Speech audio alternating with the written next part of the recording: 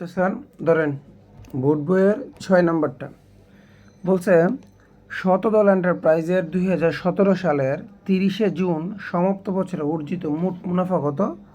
1,28,000 টাকা। উক্ত তারিখে প্রতিষ্ঠানটির আংশিক রেওয়ামিল ও প্রয়োজনীয় সমন্বয়সমূহ নিচে দেওয়া হলো। আচ্ছা, এইখানে আমাদের বলছে উত্তোলন ও মূলধন। উত্তোলন ছিল কত টাকা? 10,000 টাকা এবং কি মূলধন ছিল কত? 2,80,000 টাকা। এরপর বলছে অফিস সরঞ্জাম। অফিস সরঞ্জাম স্যার কত বলেন? এরপরে বেতন বলছে 6 মাসের। আচ্ছা, আমরা আগে বিষয়গুলো জেনে যাই। এই যে উত্তোলন আর মূলধন বলছে স্যার, প্রথমে যে উত্তোলন আর মূলধন বলছে, আমি বলছিলাম যে গড়গুলো মুখস্থ থাকবে, ঠিক আছে? গড় মুখস্থ মানে আর্থিক বিভিন্ন কোনো ফ্যাক্ট না, হালকা একটু মানে এই প্লাস মাইনাস বুঝতে কিন্তু কাজ শেষ। উত্তোলন কোথায় বসে স্যার? মালিকানার সাথে। গুড। মূলধন কোথায় বসে? মালিকানার সাথে। তারপরে বেতন। বেতন কোথায় বসে? পরিচালন ব্যয়ে বসে, ঠিক আছে? এখানে যে 6 মাসের বেতন বলছে, বেতন হবে কত দিনের? আমরা বিষয় দায় বিবরণীতে হবে পুরো 1 বছরের বেতন। তাহলে এখানে বাদ বাকিটা কি? বকেয়া। বাদ বাকিটা কি? আমাকে এখানে ফুল 1 বছর করতে হবে, ঠিক আছে? 1 বছর করে বকেয়াটা নিয়ে আবার আর্থিক বিবরণীতে কি করব? আমি দায়ে নিয়ে যোগ করে দেব। কথা ঠিক আছে? আচ্ছা, তারপরে আমি জাস্ট এই বক্সটা যদি আমি আগে বুঝে ফেলি, এইভাবে পরীক্ষায় আগে বুঝবা, ঠিক আছে? এইভাবে থাকে যে কোনটা কোন পাশে বসবে, এটা যদি আগে গ্যাস করে ফেলি তখন লিখতে আমার কিন্তু খুব দ্রুত হয়ে যাবে।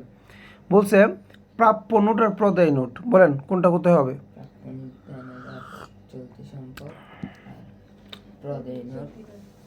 বলেন প্রাপ্য নোট কি? প্রাপ্য মানে যেটা পাবো, ঠিক আছে? আর বিশেষ দায় বিবরণীতে একটা অন্যান্য প্রাপ্য নোট কোথাও বসবে? শিওর? শিওর। আচ্ছা, আর প্রদায় নোটটা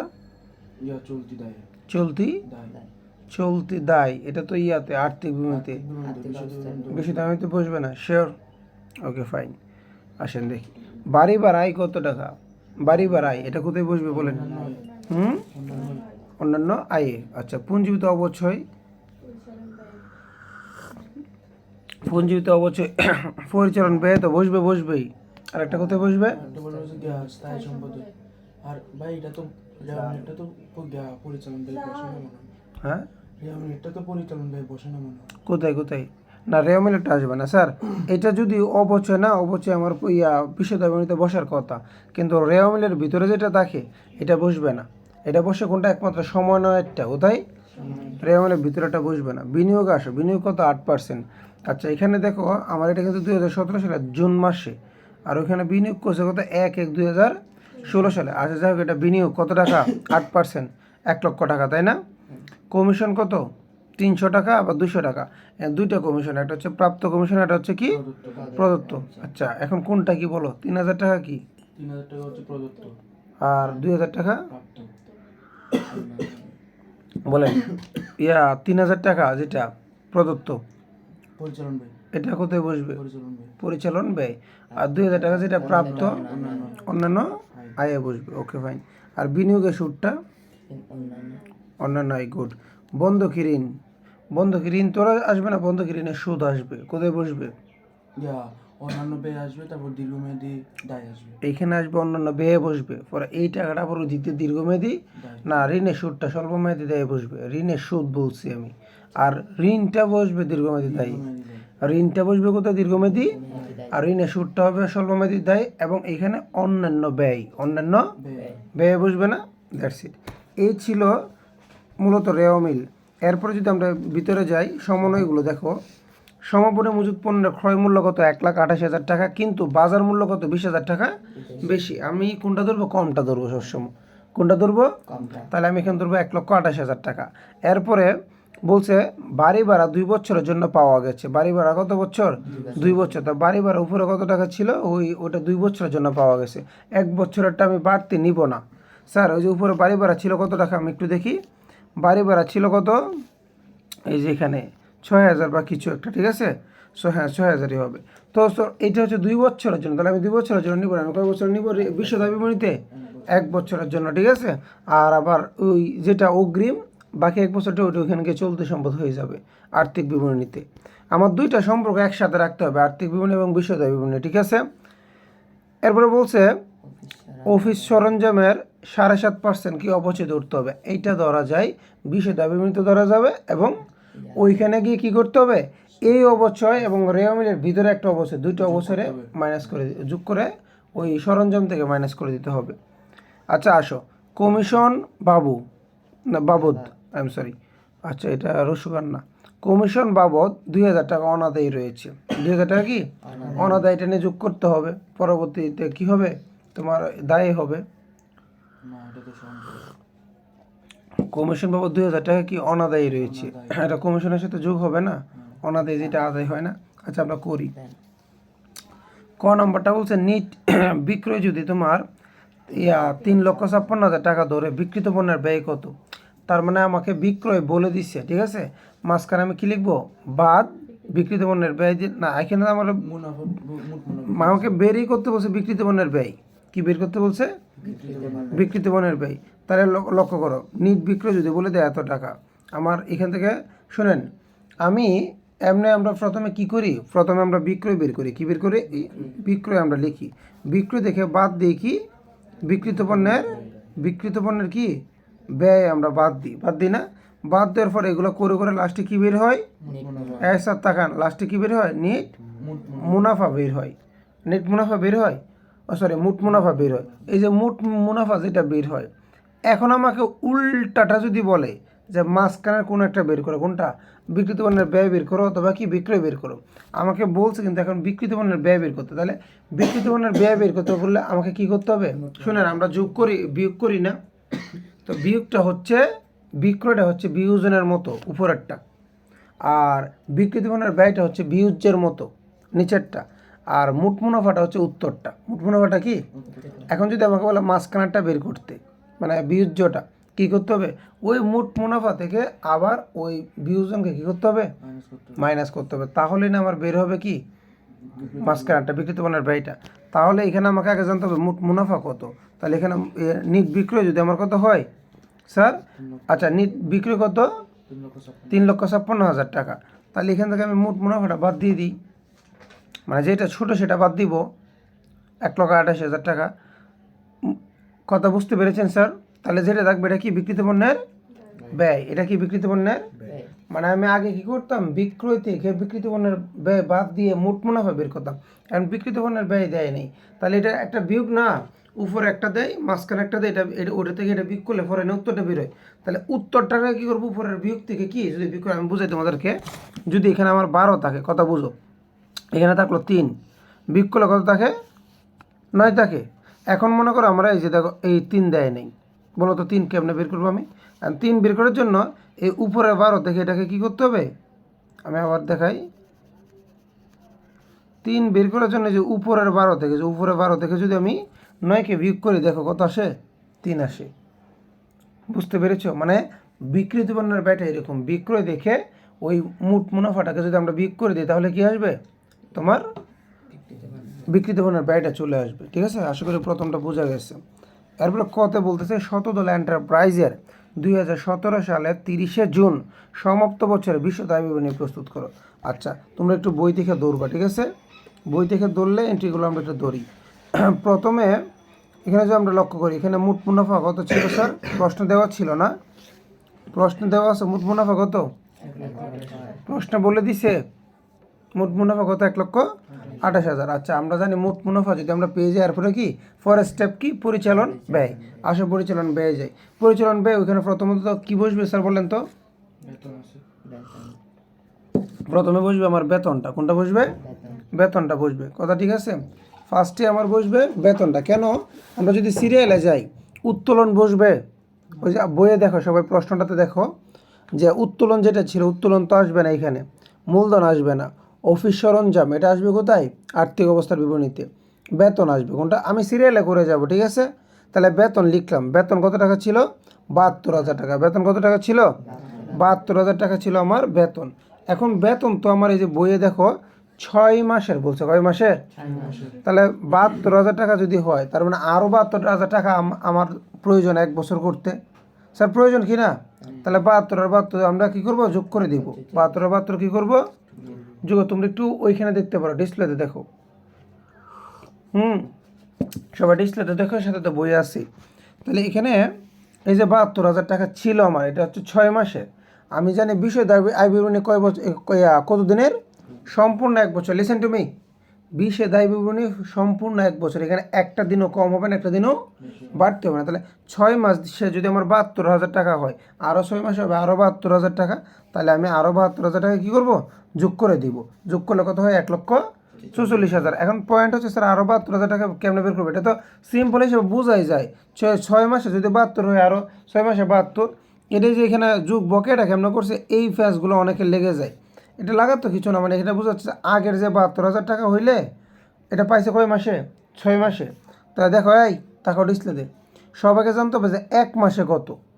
1 মাসে কত, আগে 6 মাস দিয়ে এটাকে ভাগ করতে হবে, পরে আরও 6 মাস দিয়ে এটাকে গুণ করতে হবে।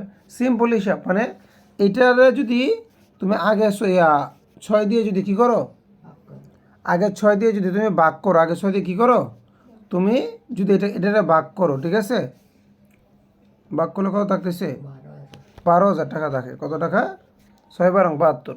আচ্ছা, মানে আমার 6 মাসে যেহেতু 72,000 টাকা, তাহলে 6 দিয়ে ভাগ হয়, 6 দিয়ে কী হবে, ভাগ হলে 1 মাসে কত পড়ে, 72,000 টাকা। পর আবার 6 দিয়ে গুণ হবে, 6 বারং কত, আবার 72,000 টাকা হবে। কথা ক্লিয়ার স্যার? এরকম আর কি হিসাবটা, আর তো কিছু না। মানে এইগুলো অনেকে ফেস করে ফেলে, স্যার এই কাটাকাছির এগুলো কেমনে হইলো, ঠিক আছে। শর্টকাট বলছে, আমাকে বলছে যে 6 মাসের বেতন। তাহলে আমার 6 মাসের বেতন যেটা মোট, যেটা মোটটাকে যদি তুমি 6 দিয়ে ভাগ করো, কয় মাসের বেতন বের হবে, 1 মাসের। তো 1 মাসের বেতন বের হইলে এরপরে যদি আমার 5 মাসে শর্ট হয়, 5 দিয়ে গুণ করব। 6 মাসে শর্ট হইলে 6 দিয়ে গুণ করব। 4 মাসে শর্ট হইলে 4 দিয়ে গুণ করবো। এটা সিম্পল হিসাব। এই ফ্যাসটা অনেকে বুঝে না, আর না বোঝার কিছুই নেই। না বোঝার কিছু আছে? তো মানে সিস্টেম হচ্ছে আমাদের ঐকিক নিয়মের মতো, সর্বপ্রথম আগে 1 মাসের টাকাটা বের করতে হবে। কয় মাসেরটা মনে থাকবে তো? আগে কয় মাসেরটা, 1 মাসেরটা বের করতে হবে। আচ্ছা, বেতন গেল। আচ্ছা, এবার আবার বইয়ে লক্ষ্য করো যে বেতনের পরে কি আছে, প্রাপ্য নোট আর প্রদেয় নোট আছে। এবার তোমরা বলো, প্রাপ্য নোট আর প্রদেয় নোট কি এখানে আসবে? স্যার, প্রাপ্য নোট আর প্রদেয় নোট বিশদ আয় বিবরণীতে বসে না, এটা মুখস্থ রাখতে হবে। আবার বলো, প্রাপ্য নোট এবং প্রদেয় নোট বিশদ আয় বিবরণীতে বসে না। আচ্ছা, তাহলে প্রাপ্য নোটের পরে কি আছে, বইয়ে যদি লক্ষ্য করি আমরা, সবাই বইটা হাতে রাখিও। বলছে কি, বাড়ি ভাড়া আয়। হ্যাঁ, বাড়ি ভাড়া আয় আমার বিশদ আয় বিবরণীতে কি, অন্যান্য আয়ে বসে। বাড়ি ভাড়া আয় বিশদ আয় বিবরণীতে বসে। জানতে হবে কোথায় বসে। বাড়ি ভাড়া আয় এটা পরিচালন ব্যয়ে বসে না, এটা অন্যান্য আয়ে বসে। কোথায় বসে, অন্যান্য আয়ে আমার বাড়ি ভাড়া ব্যয়টা বসবে। তাহলে বাড়ি ভাড়া আয়, সরি ব্যয় না, আয় কত, 6,000 টাকা। তো নিচে একটা কথা বলছে, দেখো সমন্বয়ের দিকে যদি আমরা তাকাই, বইয়ের সমন্বয়ে দেখো, বাড়ি ভাড়া 2 বছরের জন্য পাওয়া গেল। কয় বছরের জন্য, 2 বছরের জন্য। বই সামনে রাখবো। তো বাড়ি ভাড়া যেহেতু 2 বছরের জন্য পাওয়া গেল বলছে, আচ্ছা 2 বছর মানে কি 1 বছরের বেশি, তাহলে 2 বছরের জন্য পাইছি কত, 6,000 টাকা। আমি তাহলে বিষয় দাবি কয় বছরে রাখবো, 1 বছরে। তাহলে এখান থেকে যে অগ্রিম দেওয়া কত, এখান থেকে 3,000 টাকা বাদ দিয়ে দিব। 3,000, আচ্ছা 2 বছরে 6,000 টাকা, তাহলে 1 বছরে কত, তাহলে 3,000 টাকা এখানে বাড়তি না, বাদ দিব। তো এইটা এখানে লিখে দেওয়া হয়েছে, এইটাও বুঝে নেয় যে 6,000 টাকা। একটু দেখো ক্যালকুলেশনটা দেখাই। ধরো 6,000 টাকা, এটা কয় বছরের, 2 বছরের। আমি এটাকে ভাগ করবো কত দিয়ে, মিনাস বলো, 2 দিয়ে। 2 দিয়ে যদি ভাগ করি, তাহলে বোঝা যায় যে 1 বছরে কত, 3,000। এই পরে 1 দিয়ে গুণ করবো, কারণ আমার তো 1 বছরেরটার দরকার। মানে 2 দিয়ে ভাগ হয়, 2 দিয়ে ভাগ হয়, 1 দিয়ে গুণ হয়। কারণ 2 দিয়ে ভাগ দিলে কি হয়, 2 বছরে বলছে, মানে যত বছর বলবে তত দিয়ে ভাগ দিলে আগে 1-1টা বের হয়। কতটা বের হয়, 1 মাস হোক বা 1 বছর হোক, 1-1টা বের হয়। পরে উপরটা দিয়ে গুণ করে দেবো, যত বছর যত মাসের প্রয়োজন, ঠিক আছে। কত টাকা, 3,000 টাকা হচ্ছে অগ্রিম। 3,000 টাকা কি, আর 3,000 টাকা চলে গেলে আর থাকবে কত, আর 3,000 টাকা। এটা হচ্ছে কি আমার বাড়ি ভাড়াই, অন্যান্যই। আচ্ছা, এবার আবার বইয়ে যদি লক্ষ্য করি, এরপর কি আছে, পুঞ্জীবিত অবচয়। এটা আসবে না, রেওয়া মিলের অবচয় কখনো বিশ্বের দাবি বিবরণীতে কি বসে না। এরপর 8% বিনিয়োগ, 8% কি বিশ্বের দাবি বিবরণীতে তো আর বিনিয়োগ আসে না, বিনিয়োগের সুদটা আসে। বিনিয়োগের কি আসে, আর বিনিয়োগের সুদকে কি বলে, অন্যান্য আয়। আচ্ছা, বিনিয়োগের সুদ কত তোমরা বলো, 8% করো তো স্যার। এখানে কত টাকা ছিল এমনি, এখানে কত টাকা ছিল আমার বিনিয়োগের সুদ বইয়ে? 1 লক্ষ টাকা। আচ্ছা 1 লক্ষ টাকাকে যদি 8% করো, 8% করে দেখো। 1 2 10 হ্যাঁ 8% করলে আসতেছে কত? 8,000 টাকা আসতেছে। শিওর? এখানে অর্ধেক আসবে। নিচে কিছু বলে দিছে? ইয়া করে দিছে না, 1/1/2016 বিনিয়োগ করছে। 1 লক্ষকে 8% করলে আসে কত? 8,000 টাকা। ও না, এখানে না, ওইটাও না, তোমরা যেটা বুঝছো সেটা না। এখানে আমাদের হিসাবটা ছিল মূলত কোন মাসের? উপরে দেখো হিসাবটা ছিল কত? তুমি যে বিনিয়োগকে, এক্সকিউজ মি, তুমি যে বিনিয়োগকে 8% করছো, এখানে যে বিনিয়োগে যে সুদটা আসতেছে, এটা কত দিনের আসতেছে? 1 বছরের। পার্সেন্ট এটা কিসের উপরে? বাৎসরিক, বার্ষিক। তাহলে আমি যে 8% করতেছি কাকে? 1 লক্ষকে যখন আমি 8% করছি, কয় পার্সেন্ট? আমার আসতেছে 8,000 টাকা। কত টাকা? 8,000 টাকা। 8,000 টাকা হচ্ছে 1 বছরের। এটা কয় বছরের? এখন পয়েন্ট অফ দ্য ভিউ হচ্ছে, স্যার লিসেন, আমার এখানে লেনদেনটা তো ক্লোজ করে দিচ্ছি মাত্র জুন মাসে, 6 মাসে। তাহলে কি আমি 6 মাসে ক্লোজ করে কি 1 বছরে সুদ নিতে পারবো? কয় বছরে সুদ ধরবো এখানে আমি? অর্ধেক। 6 মাসের সুদ। তাহলে 1 বছরে যদি 8,000 টাকা হয়, 6 মাসের কত হবে? 4,000 টাকা। সিম্পল হিসাব। 1 বছরে 8,000 টাকা হইলে 6 মাসে কত হবে? 4,000 টাকা। তাহলে এখানে যদি আমি 4,000 টাকা দিই, দেখো এই যে বিনিয়োগের সুদ হচ্ছে কত? 4,000 টাকা। এটা কি স্যার? বিনিয়োগের সুদ কী হবে স্যার? 4,000 টাকা। কত এটা? 6 মাসে। এখন না, এখানে আরেকটা বিনিয়োগের সুদ দেখো ইয়াতে দেওয়া আছে, ওই যে রেওয়া মিলে দেওয়া আছে 4,000 টাকা। লক্ষ্য করছো? তো ধর আমি প্রথমটা লিখলাম যে বিনিয়োগের সুদ কত? 4,000 টাকা। আর একটা ওই 6 মাসেরটা আমি 8% থেকে আবার 4,000 টাকা কী করলাম? বের করলাম। কথা বুঝতে পেরেছি? বিনিয়োগের সুদ কয়টা এখানে? একটা হচ্ছে 8%। এইখানে তো বিনিয়োগের সুদ আমরা একটা বের করব। একটা কি বের করবো? এটা হচ্ছে বিনিয়োগের সুদ দেওয়া। বিনিয়োগের সুদ কত টাকা দেওয়া? 4,000 দেওয়া হবে।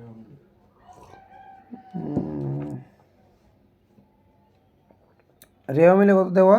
4,000। 4,000 টাকা। আর এই এমনি না না, সরি, একটু ভুল হয়েছে, কিছুটা ভুল হয়েছে।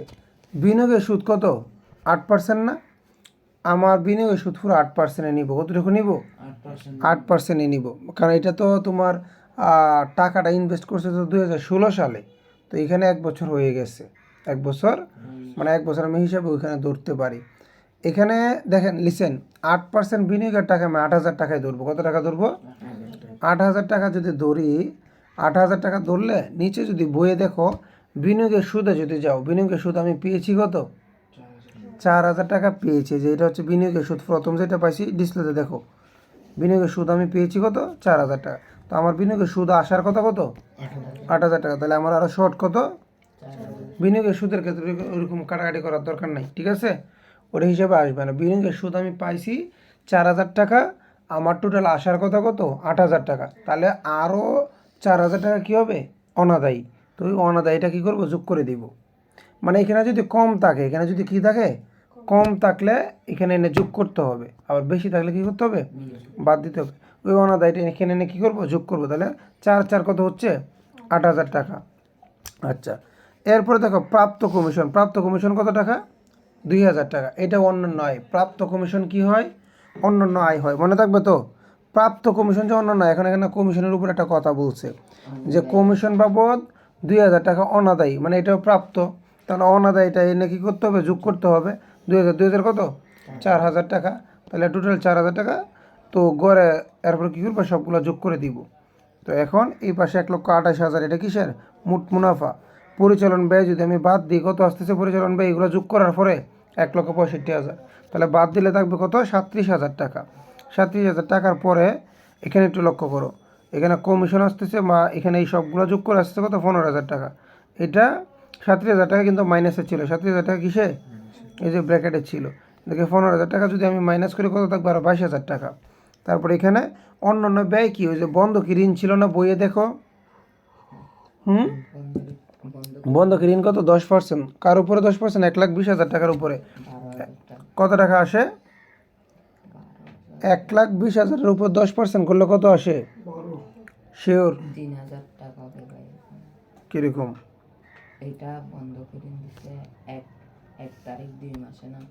এইটা শোনেন আমি বুঝে বন্ধকি ঋণটা দিছে দেখো দেখো লিসেন একটু তাকাও 1 তারিখ 2 মাস 2000 কত 17-তে আমার হিসাবটা হচ্ছে জুনের 17, তার মানে বন্ধকি ঋণটা আসার কতদিন হয়েছে বলেন তো?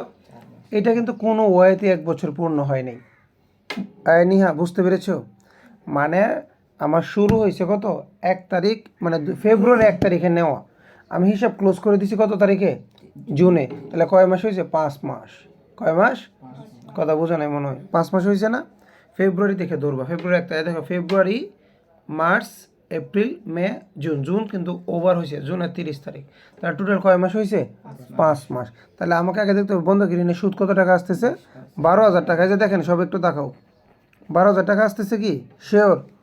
আচ্ছা 12,000 আসলে আমার 1 মাসে কত টাকা আসতেছে? 1 মাসে আসতেছে কত? 1,000 টাকা। 1 মাসে কত? মানে এটাকে আগে 12 দিয়ে ভাগ করবো, কত দিয়ে? এই যে দেখো মিনাজারে দেখো 12 দিয়ে যদি ভাগ করি 1 মাসে কত টাকা? 1,000 টাকা। তাহলে আমার লাগবে কয় মাসে? 5 মাসে। তাহলে 1,000 গুণ করলে কত হবে? 5,000 টাকা। আমি কি বুঝাইতে পারছি বন্ধকি ঋণ কত টাকা? এই বন্ধকি ঋণ হচ্ছে তোমার 5,000 টাকা। বন্ধকি ঋণ কত টাকা? কীভাবে আসছে আবার বলেন তো? বন্ধকি ঋণ হবে আমার 2000, এটা যেহেতু 2017-র 2 তারিখে, মানে 2 মাসের 1 তারিখে, মানে ফেব্রুয়ারি 1 তারিখে, তাহলে এটা আমি হিসাবটা ক্লোজ করে দিছি কোথায়? জুনে। তাহলে এখানে কত? 5 মাস। আর বিনিয়োগের হিসাবটা আলাদা, বিনিয়োগটা শুরু ছিল 2016 সালে। 2000 কি? আমি এখানে 1 বছর দৌড়তেই পারি, 1 বছর কি দৌড়তে পারি, দ্যাটস নট এ ম্যাটার, 1 বছর ধরা যায়। কথা ক্লিয়ার স্যার? এই যে বিষয়গুলো কিছুটা মাথায় রাখলে একটা পারলে দেখবো বাকিটা পারা যায়, ঠিক আছে না স্যার? একটা দুইটা তিনটা করো না, তিনটা করলে দেখবো বাকিটা অবিকল সেম, একটা অভিজ্ঞতায় চলে আসে। তোমরা শুধু কাটাকাটিটা একটু বুঝবা, ঠিক আছে? আচ্ছা এই ছিল, আর তো কিছু নাই। আর কিছু আছে না? পরে 5,000 টাকা যদি এখান থেকে আমি কি করি, বন্ধকি ঋণের সুদ কত? 5,000 টাকা। এটা যদি আমি বিয়োগ করি কত? সরি, এটা তো যোগ হবে, এটা কি হবে?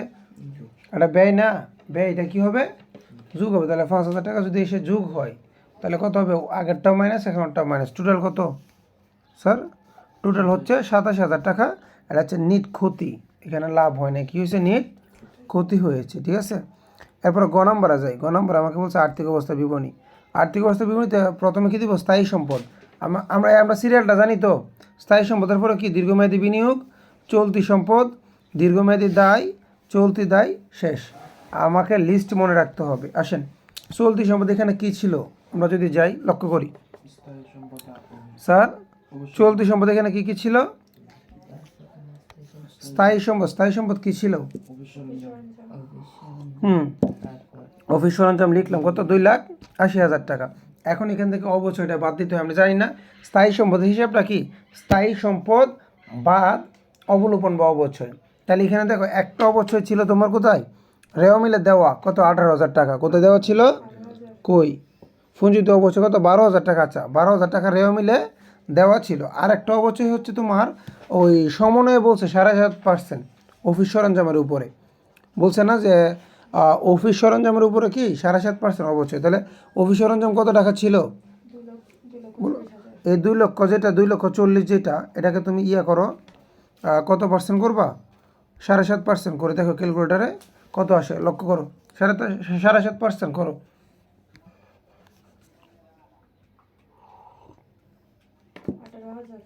কত টাকা? 18,000 টাকা আসতেছে। কত টাকা? 7.5% করলে কত টাকা আসে? 18,000 টাকা আসে। কাকে? 2,40,000। তাহলে এই 18,000 হচ্ছে সমন্বয়ের অবচয়, সমন্বয় দেখে নেওয়া। আর দেখো এই 12,000 টাকা হচ্ছে তোমার রেও মিলে দেওয়া। এখন এই রেও মিলের যে অবচয়টা, লিসেন, এই অবচয়টা কিন্তু আবার বিশুদ্ধ বিবরণীতে যায়নি। বিশুদ্ধ বিবরণীতে কোনটা গেছে? সমন্বয়েরটা যাবে। বিশুদ্ধ বিবরণীতে কোনটা গিয়েছিল দেখি আমরা? সমন্বয়েরটা। অবচয়টা কই? যায়নি এখানে, কই? এই যে অফিস সরঞ্জামের কি অবচয়টা কোথায় গিয়েছে স্যার? মানে এটা সমন্বয়ে যেটা ছিল, সমন্বয়ে নিচে, নিচের অবচয়টা যাবে কোথায়? বিশুদ্ধ বিবরণীতে। কিন্তু রেও মিলে যেটা ছিল, রেও মিলে যে অবচয়টা ছিল 12,000 টাকা, এটা কিন্তু বিশুদ্ধ বিবরণীতে যাবে না। যদি ওই বিশুদ্ধ বিবরণীতে পরিচালন ব্যয় দেখে অবচয় মাইনাস করতে হয়, কিন্তু এই অবচয়টা একমাত্র কোথায় যাবে? তোমার রেওয়া মিলের অবস্থা এটা একমাত্র যাবে তোমার বিশদ আর্থিক অবস্থার বিবরণীতে, এটা বিশদ বিবরণীতে যাবে না। তাইলে আবার আর্থিক অবস্থার বিবরণীতে দুইটাই যাবে, রেওয়া মিলেরটাও যাবে এবং সমন্বয়ের যেটা আছে দুইটাকে একসাথে কি করব যোগ করবো। তাহলে 18 + 12 কত হচ্ছে? 30,000 টাকা একসাথে আমি কি করব? হ্যাঁ বই সই দেবো কি ইচ্ছয় দেওয়া? অবশ্যই। না না, অবশ্যই 12,000 টাকা দেওয়া। না, না, সেটা তাহলে একসাথে যদি আমি 2,40,000 থেকে 30,000 টাকা মাইনাস করে কত টাকা থাকবে? 2,10,000 টাকা। স্থায়ী সম্পদ শেষ। আর কোনো স্থায়ী সম্পদ আছে? দেখো তাকাই দেখো, বেতন, প্রাপ্য নোট, বাড়ি ভাড়া, পুঞ্জীভূত অবচয়, 8% বিনিয়োগ, বইয়ে কমিশন, বিনিয়োগের সুদ, বন্ধক ঋণ, কোনো স্থায়ী সম্পদ নাই। আমরা এইভাবে খুঁজবো স্থায়ী সম্পদ। স্থায়ী সম্পদের পালা শেষ। তারপরে যদি যাই কোথায়? চলতি সম্পদ। দেখো তো বই আমরা চলতি সম্পদ খুঁজি।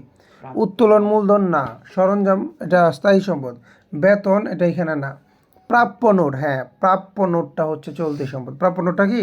এটা দেন তো, প্রাপ্য নোট আমি লিখতে পারি কত টাকা? প্রাপ্য নোট কত টাকা ছিল স্যার? 4,000 টাকা না? 25,000 টাকা। 25,000 টাকা ছিল। কোথায় হ্যাঁ 25,000 প্রাপ্য নোট? হ্যাঁ প্রাপ্য নোট ছিল কত টাকা? 25,000 টাকা। প্রাপ্য নোট 25,000 টাকা। গুড। এখন প্রাপ্য নোট কি বাকি ছিল কিনা একটু দেখি তো। এটার কোনো কথা ছিল? প্রত্যেকটা কথা বুঝবেন। না। ওই যে কমিশন বাবদ 2,000 টাকা অনাদায়ী ছিল। ও হ্যাঁ, এটা আছে। কমিশন বাবদ 2,000 টাকা কি ছিল? তাহলে অনাদায়ী কত টাকা হবে? অনাদায়ী বিনিয়োগের সুদ কত? দুই- না, প্রাপ্য নোটের সাথে এখানে কোনো কথা আসতেছে না। প্রাপ্য নোট কত টাকা? 25,000 টাকা। না, এখানে বলছিল যে তোমার কমিশন বাবদ 2,000 টাকা, এটা তো কমিশনের সাথে যেটা সমন্বয় ছিল, এটা কিসের? এটা তো প্রাপ্য নোটের সাথে কোনো কথা না। তারা প্রাপ্য নোট একাই। যে প্রাপ্য নোট কত টাকা? 25,000 টাকা। এর বলছে অনাদায়ী বিনিয়োগের সুদ। ওই যে বিনিয়োগ যেটা ছিল আমাদের, বিনিয়োগের সুদ রেওয়া মিলে দেওয়া কত? 4,000 টাকা। আর বিনিয়োগের সুদ আসে কত? 8% করলে 8,000 টাকা। তাহলে যেটা অনাদায়ী ছিল এটা নিয়ে ওইখানে যোগ করছিলাম না? আর এইটা এখানে সবে কি চলতি সম্পদ, যেটা নিয়ে যোগ করছিলাম বাড়তি টাকাটা কত? 4,000 টাকা। এখানে হবে চলতি সম্পদ। এর হচ্ছে অনাদায়ী কমিশন। ওই কমিশন 2,000 টাকা অনাদায়ী ছিল না স্যার? যে রেওয়া মিলে সমন্বয়ে বলছে যে 2,000 কমিশন বাবদ 2,000 টাকা অনাদায়ী রয়েছে। তাহলে অনাদায়ী মানেই ওইখানে নিয়ে যোগ করতে হবে, আর এখানে আনে কী করতে হবে? ওইখানে চলতি সম্পদে লিখতে হবে। কোথায় লিখতে হবে? চলতি সম্পদে লিখতে হবে। এরপরে আমরা জানি চলতি সম্পদ থেকে সমাপনী মজুত পণ্যটাও চলতি সম্পদ। সমাপনী মজুত পণ্যটাও কি? সমাপনী মজুত পণ্য কোনটা নিব? কমটা নিব। কোনটা? কমটা। এই সবগুলোর এখন যদি যোগ করে দিই আসে কত? 1,59,000 টাকা। বলো 1,59,000 টাকা। আচ্ছা, তারপর হচ্ছে মালিকানা সৎ। এখন দেখো চলতি সম্পদ আর তো কিছু নাই। এবার আসো, যদি আমরা মোট চলতি সম্পদ লিখে ফেললাম তো 4,69,000 টাকা। ডবল আঁক দিবা, ঠিক আছে? এরপরে বলছে যেটা মালিকানা শত ও দায়সমূহ। এখানে মালিকানা শতটা আমাকে আগে বের করে নিতে হবে। মালিকানা শতটা কোথায় বের করব? আমার মালিকানা শত কী কী ছিল স্যার বলেন তো? মালিকানা শতটা এই যে নিচে দেখেন, নিচে দেওয়া আছে। প্রথমে ছিল মূলধন। মূলধনের থেকে আমরা জানি নিট ক্ষতি হইলে নিট ক্ষতি মাইনাস। মালিকানা শত বের করতে জানো তো? মূলধন ফরে নিট ক্ষতি হইলে মাইনাস, নিট লাভ হইলে কি যোগ। এরপরে উত্তোলন কী হবে? মাইনাস। বাদ বাকি ঘরগুলো মনে আছে? আয়কর মাইনাস, তারপরে সাধারণ সঞ্চিতি কী হবে?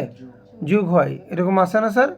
এই তারপরে জীবন বীমা প্রিমিয়াম নাকি যেটা আছে এটা কী হবে? মাইনাস হয়। এই গড়গুলো মুখস্থ রাখতে হবে। গড় মুখস্থ না রাখলে আর্থিক বিবরণী কিন্তু কঠিন না। মেইন পয়েন্টে হচ্ছে গড় মুখস্থ রাখা, যে কোনটা কোন গড়ে যাবে। স্যার ঠিক আছে কি না? এটা জানলো। তাহলে এখানে মালিকানা শত কত বের হচ্ছে? 2 লাখ, মানে দেখেন ওইখানে উপরে দেখেন ডিসপ্লেতে 2,53,000 টাকা আসতেছে, ঠিক আছে? নিট ক্ষতি বাদ দিলে, উত্তোলন 10,000 টাকা বাদ দিলে থাকতেছে কত? 2,43,000 টাকা। 2 লাখ কত? 40,000 তাহলে মালিকানা শত লিখবো 2,43,000 টাকা। এবার দীর্ঘমেয়াদী দায়ে যাই। বন্ধকি ঋণ কত ছিল? আমি সিরিয়ালে যাচ্ছি। দেখো প্রথম মালিকানা শত লিখি, এরপর আমরা দীর্ঘমেয়াদী দায় লিখি, তাই না? দীর্ঘমেয়াদী দায় হচ্ছে বন্ধকি ঋণ। আর কোনো দীর্ঘমেয়াদী দায় আছে? আর কোনো দীর্ঘমেয়াদী নাই। এরপর বকেয়া বেতনটা, এটা কী হবে? স্বল্পমেয়াদী দায়, মানে চলতি দায়। প্রদেয় নোট যেটা, এটাও কি প্রদেয় মানে কি? পাওনাদার। প্রদেয় মানে কি স্যার? তার মানে এটাও কি চলতি দায়। অগ্রিম যে বাড়ি ভাড়াটা দিয়েছিলাম, অগ্রিম প্রাপ্ত বাড়ি ভাড়া, অগ্রিম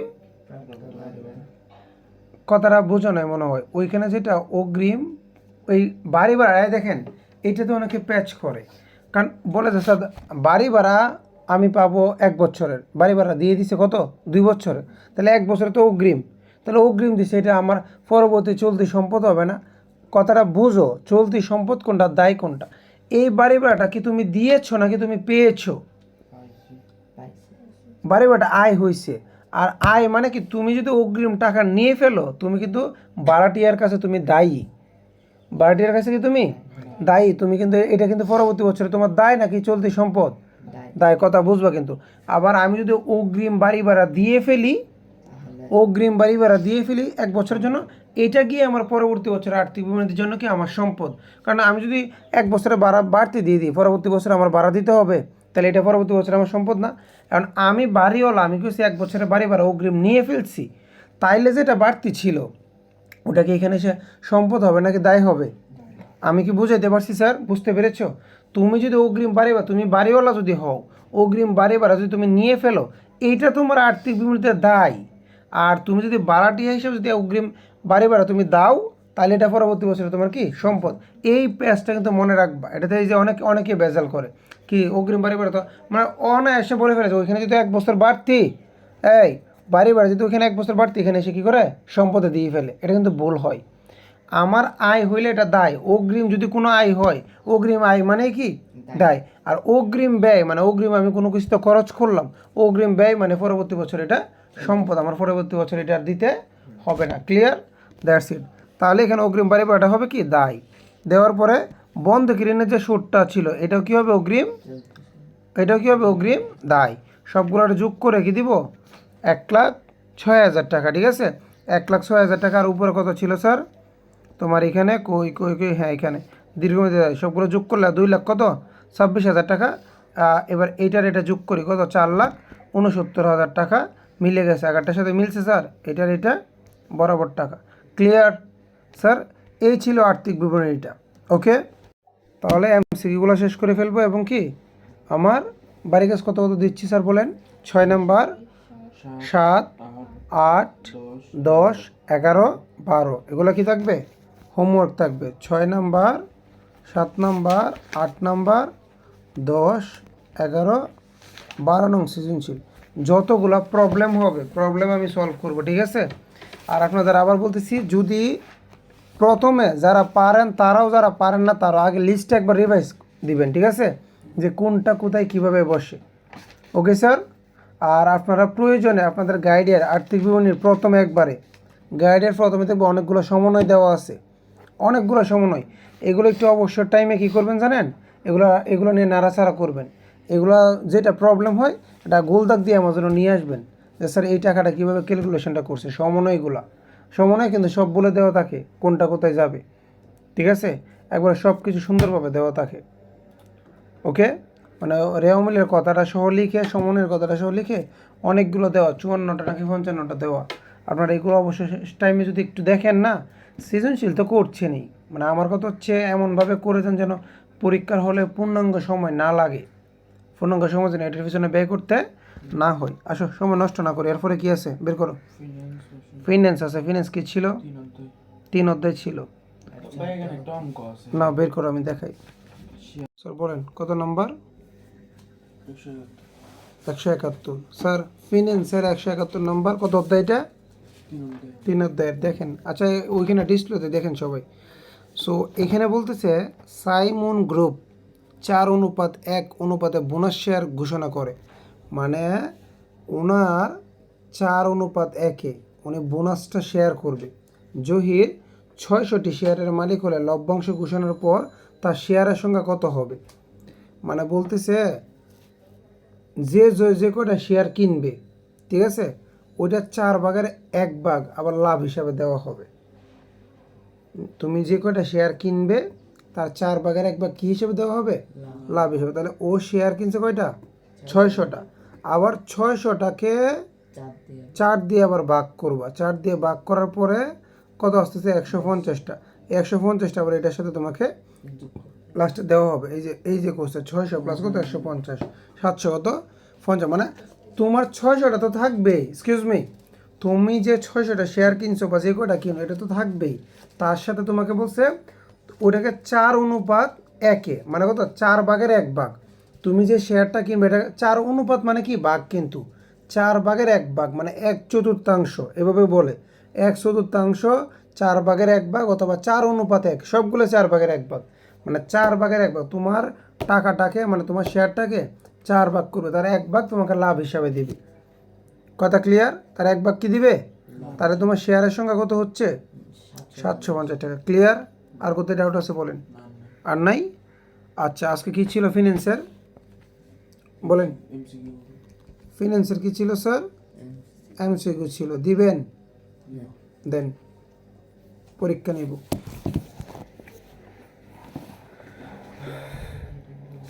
এটা ফিন্যান্সের গাইড।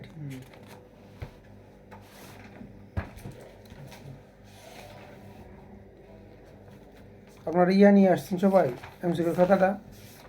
কই এটা? ওইখানে লেখা কি? Good. বাড়তি কিছুই লিখবেন না, একটা ওয়ার্ডও লিখবেন না এমসিকিউর খাতায়, ঠিক আছে?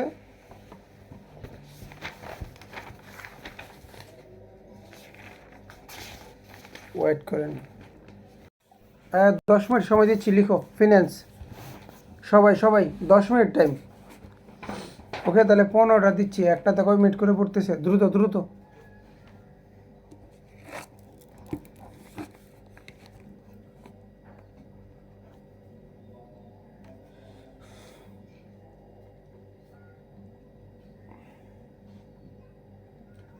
এখানে 3টা দেওয়া, কয়টা?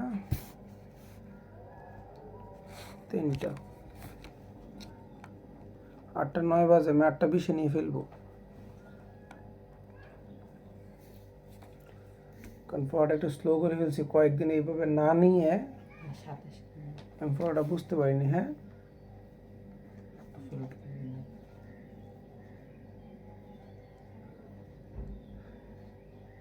ওইদিকে আবার ওই আনসারগুলো দেখি অনেকগুলো না আনসার, এটা আর একটা ফেসটা বটা দেখতে তো পারো, বলা তো যায় না। হুম, কত? 227, 228, 229।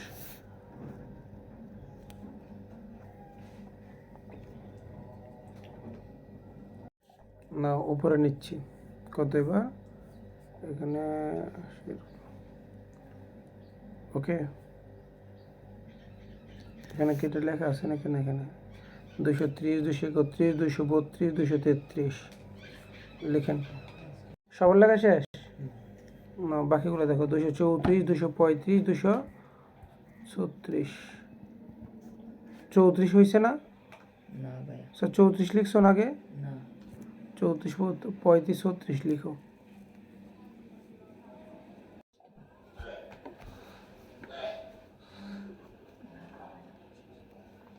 নেন, 237টা লিখেন। না, এরপর কত? 37, 38।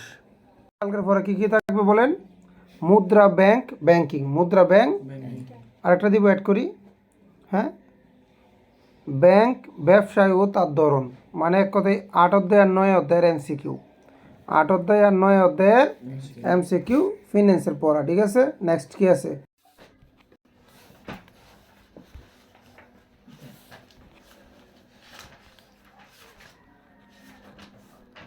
ফিন্যান্সের কি থাকতেছে তাহলে এখানে আমাদের? কত কত? 8 আর কত? 9 অধ্যায়ের এমসিকিউ পড়া। ওকে, দাও ব্যবসার দিকটা দাও।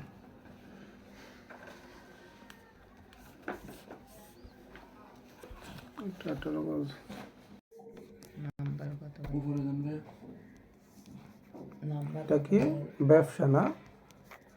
ব্যবসা 10টা এমসিকিউ, ঠিক আছে? উপরে যান। ভাই নাম্বার কত একটু দেখান। নাম্বার 83, 84, এই যে 85, ঠিক আছে? 10 মিনিটের ভিতর লেখা শেষ করো। উপরে যান। ওরা লিখে নিক, আগে দাঁড়াও, সবাই লিখো দ্রুত। 83, 84, 85 এগুলো কিন্তু আনসার না, সাবধান, এগুলো লিখিও না, এগুলা ফেস বটা দেওয়াতে ফার্স্টের আনসার, ঠিক আছে? মিনাজ মনে ফার্স্টেরগুলো লিখে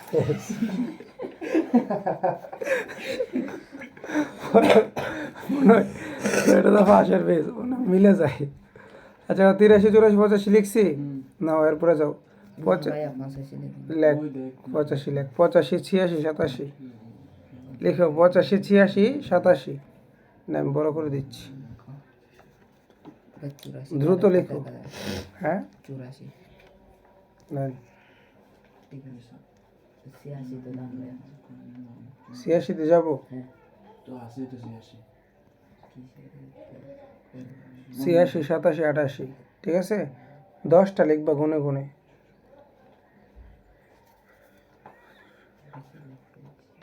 বিরানব্বই পর্যন্ত আমরা লিখবো, 92 পর্যন্ত লিখবো। দ্রুত করো, দ্রুত দ্রুত, এটা একটা এক্সাম, এটা দ্রুত।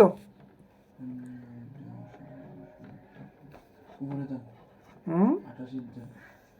এই যে 88, তারপর আছে 89, 87 না 87 দেখ।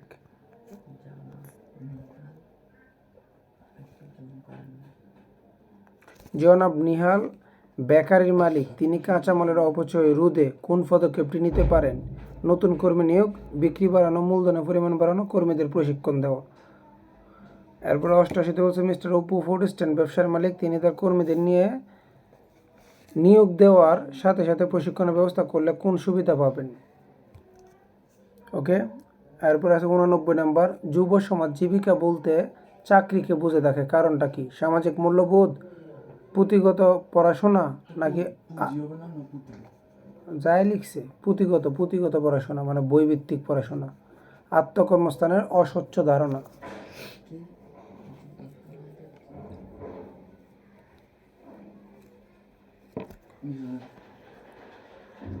নাও 90, দাম আসে না 89 নাম হ্যাঁ না এই যে 89 তো দেওয়াই আছে, এই যে 89 চোখ নাই।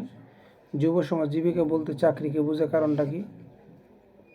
এরপরটা বলছে অভিজ্ঞ ও যোগ্য কর্মী বাইরে থেকে নিয়োগের প্রয়োজন পড়ে না। নিয়ে লিখতেছে সবগুলো। ইনশাল্লাহ আমরা ভালোভাবে সিলেবাস কমপ্লিট করব। সামনের যে একটা মডেল টেস্ট নিবে ওইখানে আমরা একটা ভালো রেজাল্ট করার ট্রাই করব। আর প্লাসের চিন্তা করেন, 2-4 জনে যদি প্লাস না পান তাহলে মান সম্মান থাকবে না, কিন্তু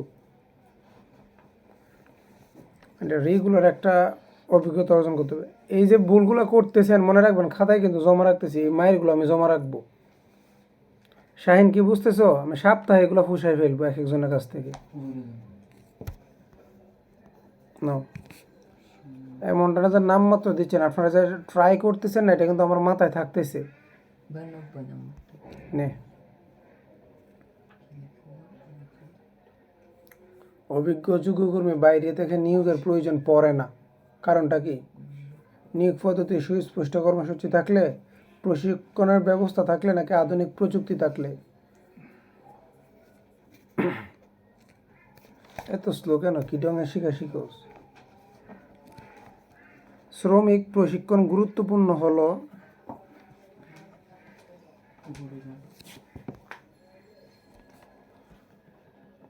সুনাম বাড়াতে, দক্ষতা বাড়াতে, কর্মদক্ষতা বাড়াতে। আজকে আসে নাই কে? সামিয়া, আশফি, আলী, সাইদ, পরে সৈকত। শীতের দিন এরা উঠে না, তো ঘুম থেকে উঠে না, আসবে কিভাবে? একদিন আসলে 3 দিন আসে না।